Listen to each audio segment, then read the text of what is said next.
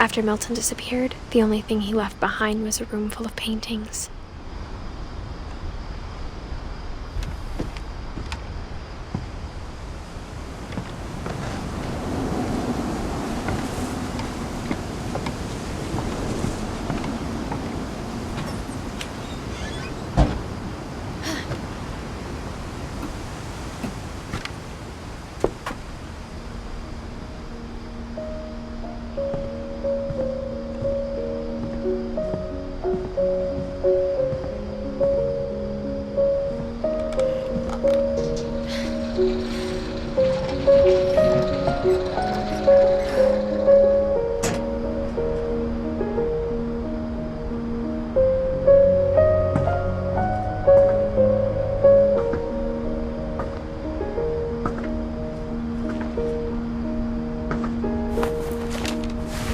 Milton Finch in The Magic Paintbrush.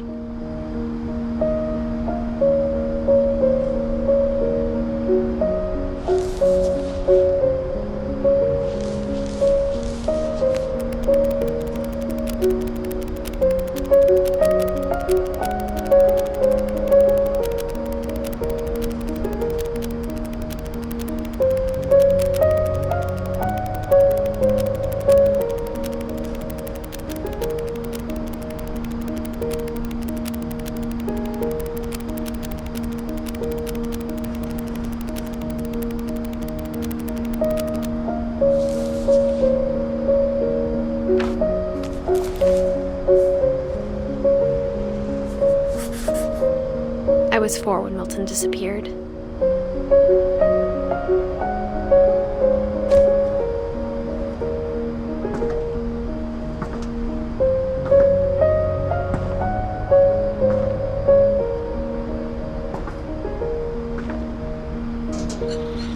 Mom spent months searching for my brother.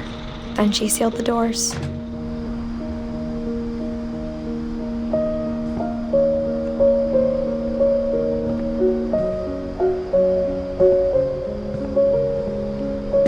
Whatever Milton had found in the house, Mom didn't want it getting out.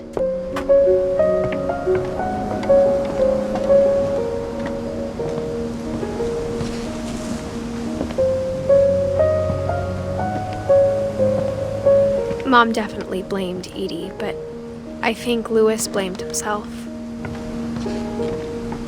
After he graduated, he just spent more and more time in his room, until Mom got him a job at the cannery.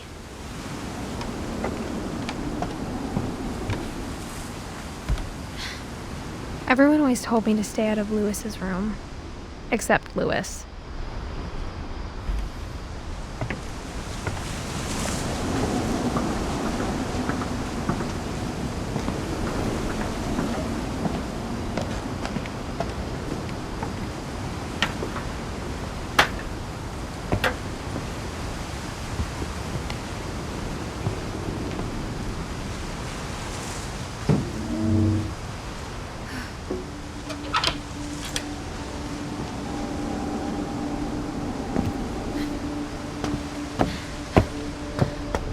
Louis's room smelled very, very familiar.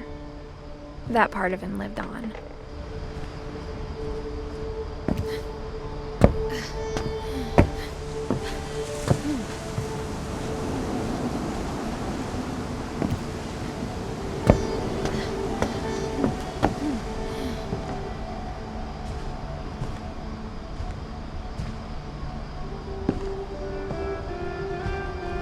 Louis and I spent a lot of time playing games together, but he was surprisingly bad at them. He died a lot.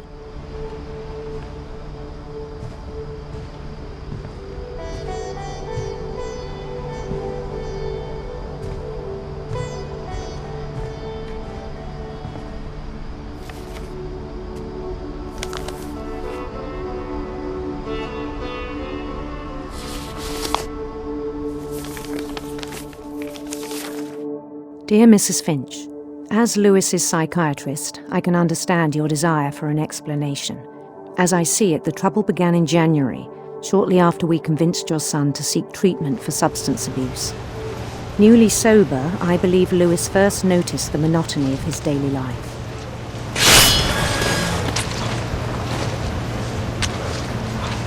He kept working at the cannery. But he withdrew part of himself. In our sessions, I saw the same behavior. His mind began to wander. I asked him to describe it. He said he started small, imagining a labyrinth. He'd feel his way about. Then something moved. Bats. And toads.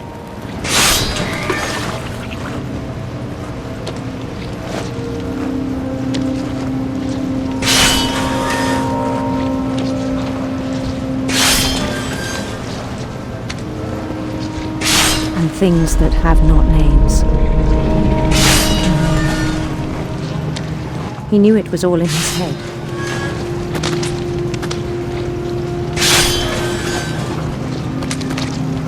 But he took it very seriously. I had hoped he'd find himself.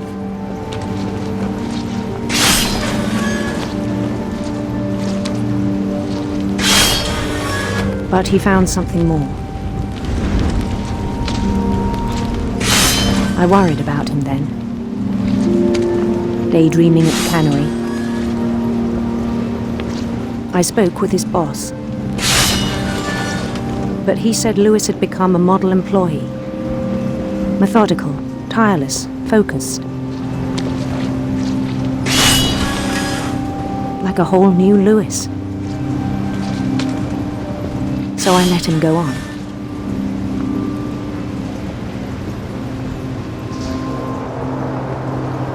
I even encouraged him.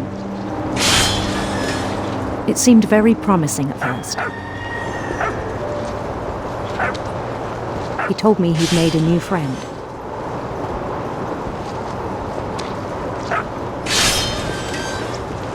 On the edge of a city he named Lewis Topia. He built the city up slowly, brick by brick.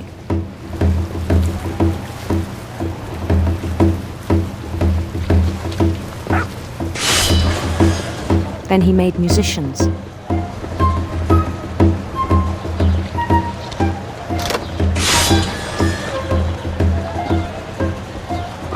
And songs for them to play. He talked about starting a band. And he was always humming something. Every day his imagination grew stronger.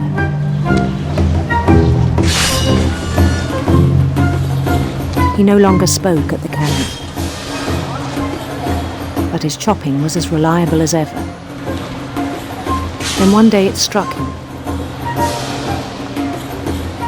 that all the cheering crowds, even the stones under his feet, were all in his imagination, so he could do whatever he wished.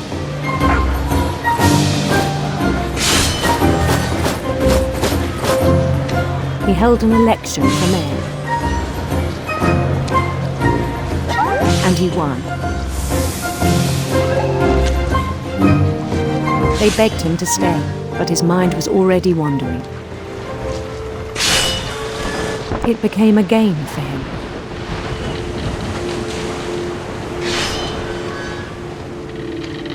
He'd conquer a city, then immediately push on.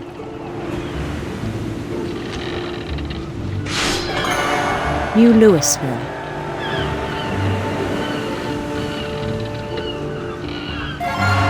St. Louis. He started drifting away from our reality.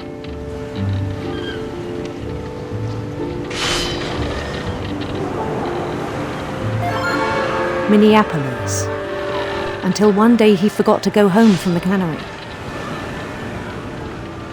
Even as his mother pleaded with him, part of Lewis kept sailing on.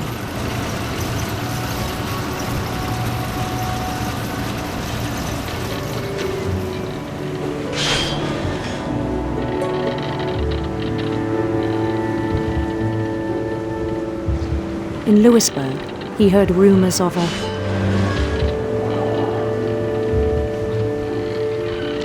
handsome queen.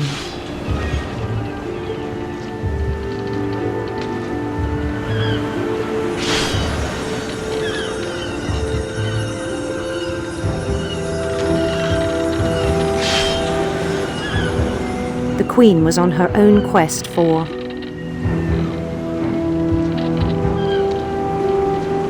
sinister serpents.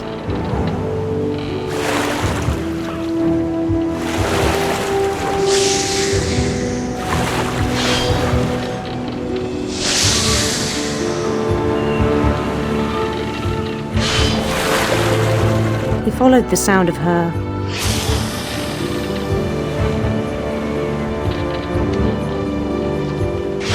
electric sitar.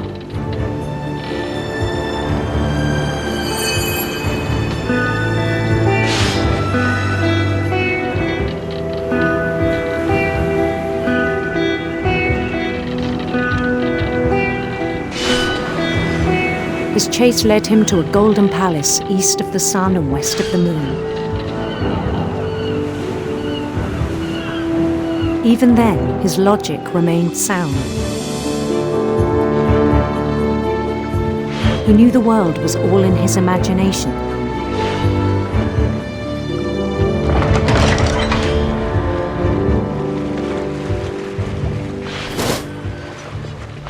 But he was so proud of having created it.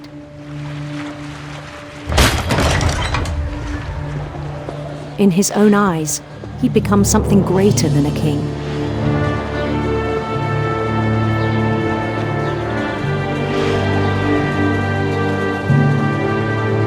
For someone who'd never known success in the real world, I think it was overwhelming. And then it struck him that the real Louis was not the one chopping salmon, but the one climbing the steps of a golden palace.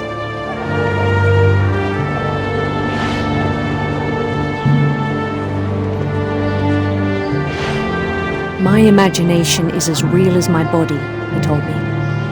It was hard to argue with him.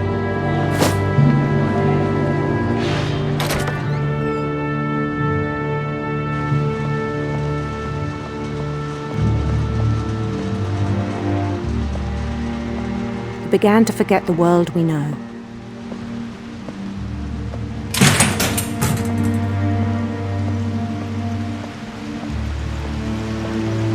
I think it pained him to remember Louis, the cannery worker.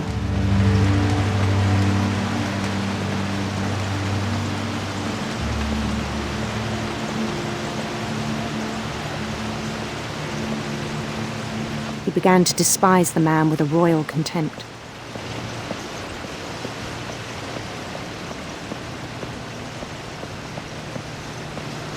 I still thought I could save him. Even after he said he was being crowned king over all the lands of wonder.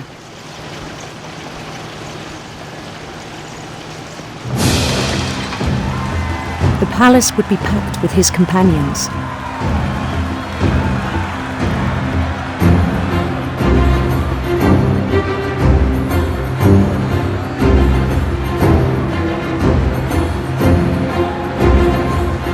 Including the wise Calico who'd insisted on advising him.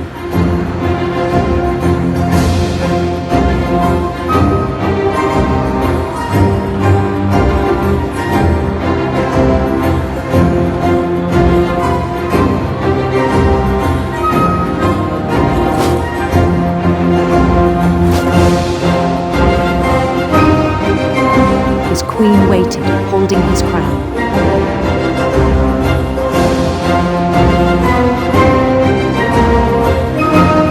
There was only one thing left to do.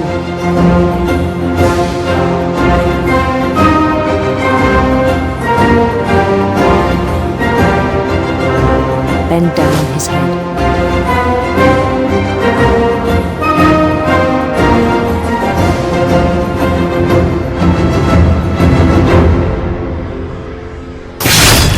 And the rest I think you know. Mrs. Finch, your son was a kind man who will be missed by all of us who knew him.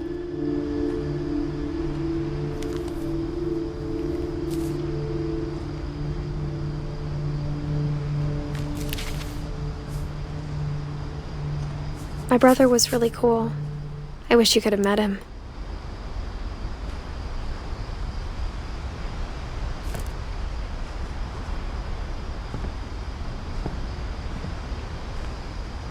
He was so proud of being Indian. I think for him, it was a way to be something other than just a Finch.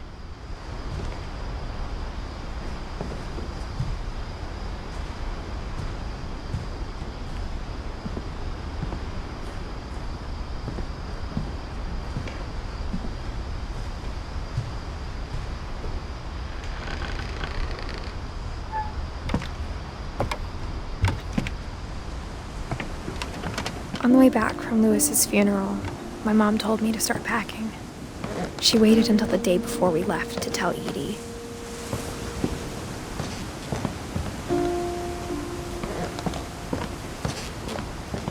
I'm not sure if she wanted to make it easier or harder.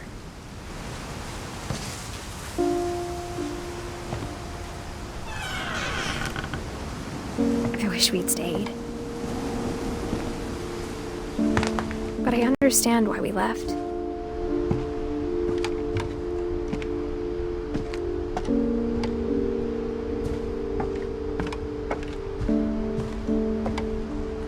My mom ended up leaving everything behind.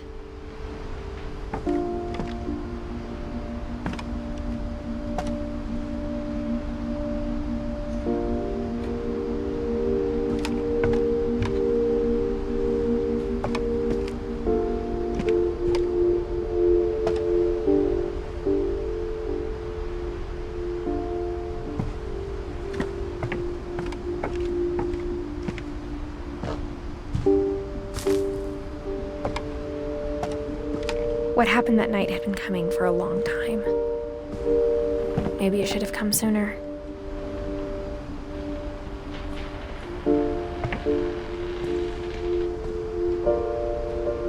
But it had to end one way or another.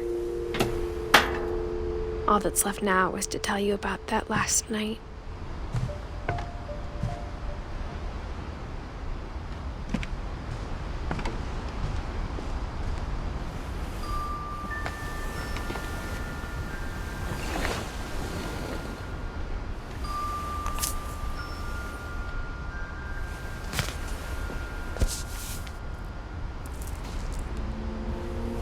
That whole last day, Edie just watched us pack and didn't say a word.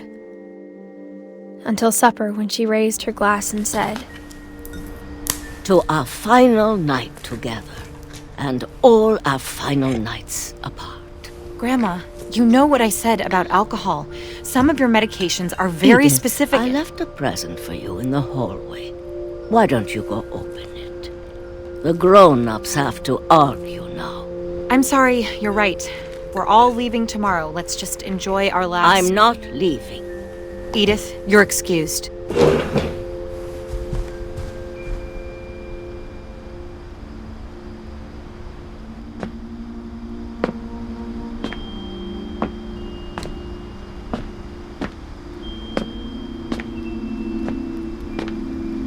the power had been shut off that morning, but Edie always had plenty of candles. When my mom sealed the library, I don't think she knew about the other entrance. Or that Edie had a key to it.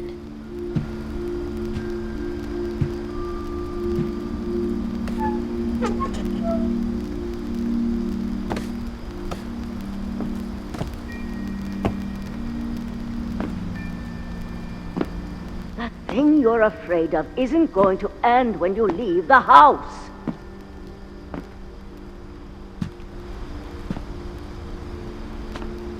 Edith has a right to know these stories. My children are dead because of your stories! I think it's best if Edith and I leave tonight.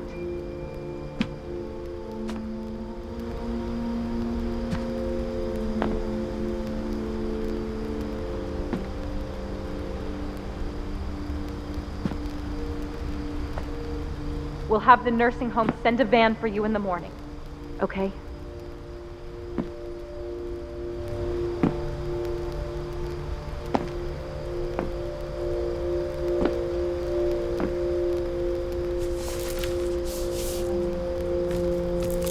Dear Edith, there's so many stories I wish I could tell you, but there's only time for one. This is about what happened on the night you were born. That night, the tide went way, way out. It was the first and last time I ever saw the old house aground. There'd been an earthquake out in the middle of the ocean. They called it the lowest tide in 1,000 years. God, it smelled awful. You know, I've seen that house every day of my life.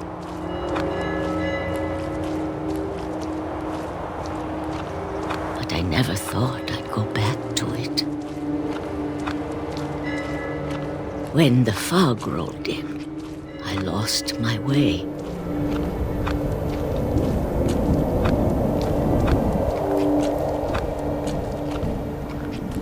I got turned around.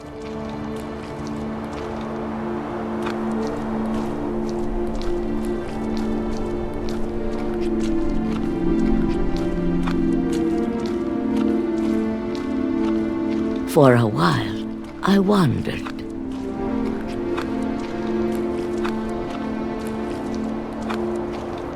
I started seeing things.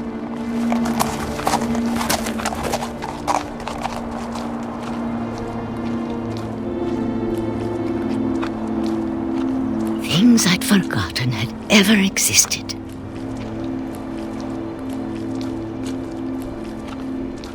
But when I saw them, they felt like old friends. That night, a lot of things came back to me. Or maybe I came back to them.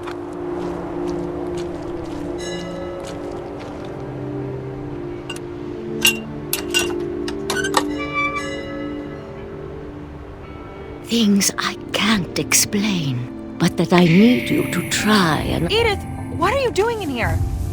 It's mine. Edith! Mom, you're gonna rip it! Let go! I kicked and screamed, but Mom dragged me to the car. I never saw Great-Grandma Edie again. The next morning, the van came to pick her up, but she was already gone. After that, we moved around a lot.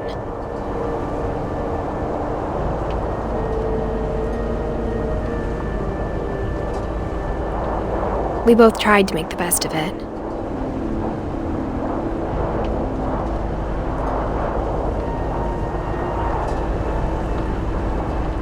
A few years went by.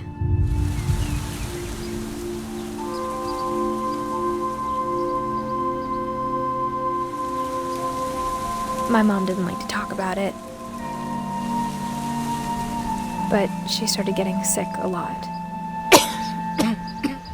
The rest happened pretty quickly.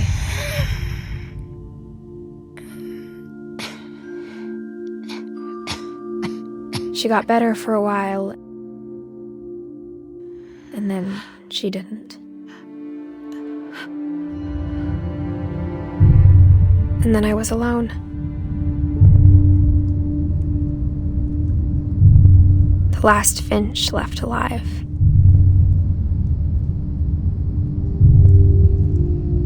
Until I found out about you. I'm still not sure what to tell you about all this.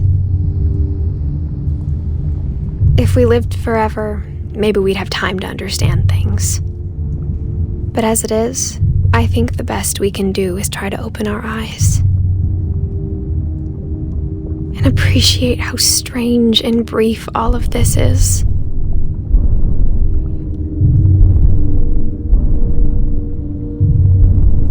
This journal was supposed to be for you. But now I hope you'll never see it. I just want to meet you and tell you all these stories myself. But I guess if you're reading this now, things didn't work out that way.